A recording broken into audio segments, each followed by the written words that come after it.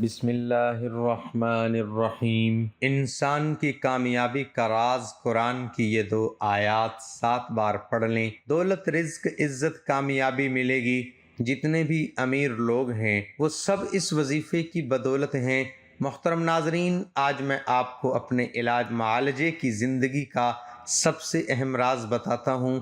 کوئی اپنی زندگی کا اہم راز نہیں بتاتا، کوئی اپنی کامیابی کا فارمولہ اور نسخہ نہیں بتاتا، کوئی اپنی پریکٹیکل لائف کا اس میں عروج اور ترقی حاصل کرنے کا جو خاص پوائنٹ ہوتا ہے وہ نہیں بتاتا، مگر میں آج آپ کو بتاتا ہوں صرف اللہ رب العزت کی رضا کے لیے اور امت مسلمہ کے فائدے کے لیے۔ اس سے میری عزت میں، میرے رزق میں، میری خیر و برکت میں جو اللہ رب العزت نے مجھے عطا فرمائی ہے، میں تو بڑا عاجز، نالائق اور ناشکرا انسان ہوں۔ اللہ تعالیٰ مجھے اپنا شکر گزار بندہ بنا دے اور اپنے تھوڑے بندوں میں شامل کر لے۔ جو بھی خیر و برکت ہے میرے اوپر اور میرے اس سے متعلقین، جو میرے روحانی علاج معالجے کے لوگ ہیں، مسلمان ہیں، جو اللہ رب العزت کی رحمتیں، برکتیں اور خیریں ہیں اور شفا کے حوالے سے جو بھی معاملات ہیں، میں اس میں یہ سمجھتا ہوں کہ سب سے اہم رول قرآن پاک کے اس عمل کا ہے، کیونکہ اس عمل پہ مجھے اتنا زبردست یقین ہے، روزے روشن کی طرح، کہ شاید ہی کسی کو اس عمل کے اوپر اور اس طرح یقین ہو سکتا ہے۔ بہت سے لوگوں کو ہوگا بھی، مگر میں اپنی بات بتاتا ہوں کہ مجھے اتنا یقین ہے کہ اگر پہاڑ کسی انسان کے اوپر گرا دیا جائے اور میں اللہ رب العزت کے فضل سے، اس کے کرم سے، اس ذات پر بھروسہ اور توکل کر کے میں یہ کہوں گا کہ وہ پہاڑ اس انسان کے اوپر گرنے سے رک جائے گا اور ہوا میں مولک ہو جائے گا۔ اگر وہ اللہ رب العزت کے قرآن پاک کی ان آیات کو پڑھتا ہوگا، اس کا عامل ہوگا، اتنا زبردست طاقت والا، خیر و برکت والا اللہ کے کلام کا یہ عمل ہے، یہ ساری برکتیں، ساری رحمتیں، ساری خیریں، ساری تاثیریں یہ اللہ رب العزت کے پاک کلام کی اور اس کی قدرت کی اور اس کی جاہ و جلال کی ہے۔ اس میں انسان کا اپنا کوئی کمال نہیں۔ اگر ایک خس و خشاک کا، گتے کا ایک ٹکڑا، تنکوں کا بنا ہوا ایک ٹکڑا اللہ رب العزت کے قرآن مقدس کے ساتھ ہوتا ہے، اس کی جلد بن جاتا ہے تو وہ بھی نسبت پا جاتا ہے، اس کو بھی ہم چومتے ہیں، آنکھوں سے لگاتے ہیں، حالانکہ وہ ایک دیکھنے میں حقیر سا ایک گتے کا کاغذ کا ٹکڑا ہوتا ہے جو تنکوں سے، گتے سے بنا ہوا ہوتا ہے، مگر اس کی نسبت اللہ کے قرآن کے ساتھ، اللہ کے کلام کے ساتھ ہو گئی، اس کے ساتھ وہ لگ گیا، ظاہری طور پر جڑ گیا تو وہ بھی برکت والا ہو گیا۔ اس کو ہم چومتے ہیں اور آنکھوں سے لگاتے ہیں اور اس سے برکت حاصل کرتے ہیں، اس کو سینے سے لگاتے ہیں۔ تو اگر ایک بندہ مسلمان اللہ کے کلام کو اپنے سینے میں لے لے، اپنے دل و دماغ کے اندر اس کو بسا لے اور دل کے اندر اس کے اوپر یقین کامل رکھے اور زبان سے اس کا ورد کرے، اس کو تکرار کرے بار بار اور اللہ پہ توکل اور بھروسہ رکھے، تو کیا اللہ رب العزت اس انسان کو بے یار و مددگار چھوڑ دیں گے؟ وہ انسان خیر و والا، برکت والا، عافیت والا نہیں ہو سکتا۔ کیوں نہیں ہو سکتا؟ وہ اللہ کے کلام کی برکات ہے۔ سارا انسان کا کوئی کمال نہیں، اس کی نسبت اس کے کلام کے ساتھ ہو گئی تو اللہ اس کو بھی چمکا دیں گے، اس کو بھی نواز دیں گے۔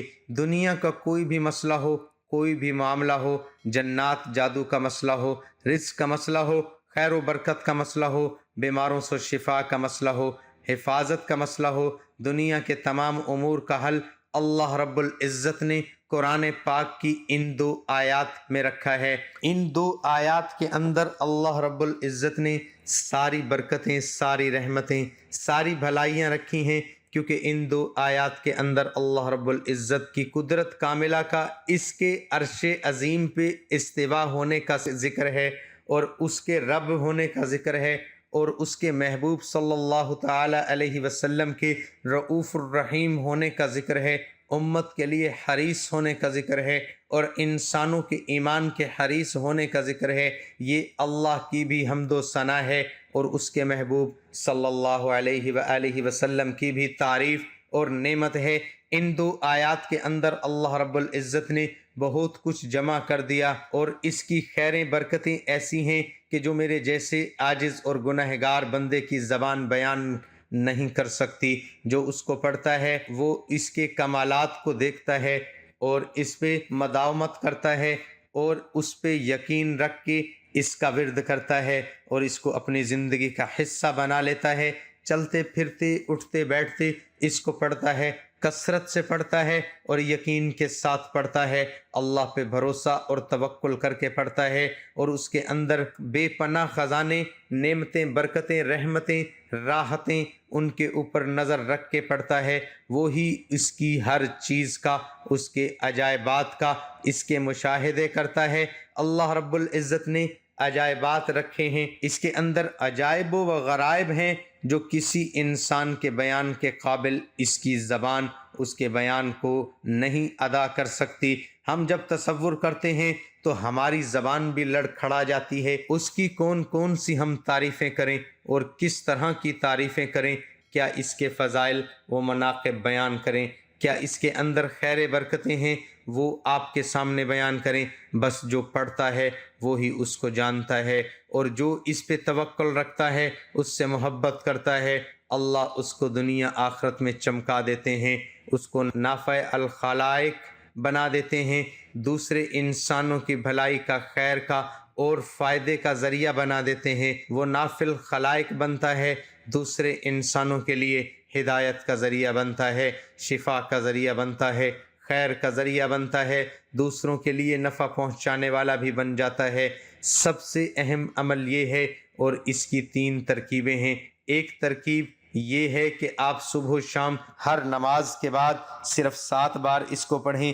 یہ سورۃ توبہ کی آخری 2 آیات ہیں۔ لَقَدْ جَاءَكُمْ رَسُولٌ مِّنْ أَنفُسِكُمْ عَزِيزٌ عَلَيْهِ مَا عَنِتُّمْ حَرِيصٌ عَلَيْكُمْ بِالْمُؤْمِنِينَ رَءُوفٌ رَحِيمٌ فَإِن تَوَلُّوا فَقُلْ حَسْبِيَ اللَّهُ لَا إِلَٰهَ إِلَّا هُوَ عَلَيْهِ تَوَكَّلْتُ وَهُوَ رَبُّ الْعَرْشِ الْعَظِيمِ سے لے کر آخر تک سورہ توبہ کی آخری 2 آیات، یہ 2 آیتوں کا خاص اور مکمل عمل آپ کے سامنے رکھ رہے ہیں۔ یہ ہمارے سینے کا راز ہے جو ہم نے آپ کے ساتھ رکھ دیا ہے۔ جو چاہے اس سے فائدہ اٹھا لے، اور عام اجازت کے ساتھ پہلی ترکیب یہ ہے کہ ہر فرض نماز کے بعد یا صبح و شام 7 بار فریضوں کے بعد آپ پڑھ لیں۔ سورۃ توبہ کی دونوں آخری آیات کو صرف 7 بار۔ دوسری ترکیب یہ ہے کہ صبح و شام 107 بار پڑھیں، یا صرف رات کو 107 بار پڑھیں۔ 107 کی ترکیب ہے۔ تیسری کے بڑی ترکیب یہ ہے کہ 313 بار آپ عشاء کے بعد پڑھیں۔ اس کے لیے ایک وقت مقرر کر لیں، کوئی بھی وقت رکھ لیں، کوئی بھی جگہ رکھ لیں، تعداد اور وقت اور جگہ تینوں مقرر کر کے پھر اس کو پڑھیں۔ 313 بار عشاء کے بعد پڑھیں۔ اول و آخر درود ابراہیمی آپ نے 11 بار پڑھنا ہے۔ یہ 3 ترکیبیں ہیں، اور یہ آخری ایٹم بم والا عمل ہے جو ہم اپنے شاگردوں کو تحفے میں دیتے ہیں۔